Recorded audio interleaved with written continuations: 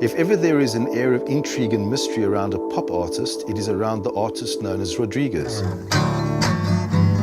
We thought he was like the inner city poet. He was this wandering spirit around the city. He's like a wise man, a prophet. How many records do you think he sold in America? In America, 6. Born in a troubled city. Well, it's still a bit of a mystery how the first copy of Cold Fact actually came to South Africa, but it spread very quickly. To many of us South Africans, he was the soundtrack to our lives. Everybody I knew had his records.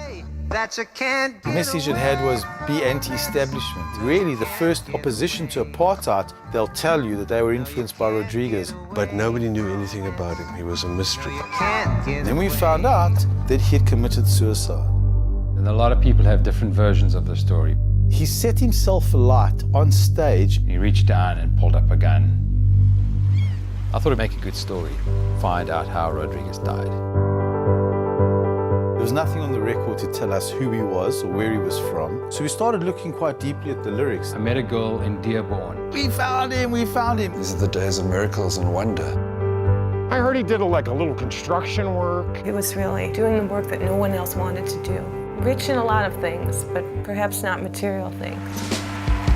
I said, in South Africa, you are more popular than Elvis Presley. Next day, he says, Emerson, I gotta go on tour. I said, why is that, Rodriguez? I wonder. Is this really going to be Rodriguez? We'll only know if he can actually sing these songs.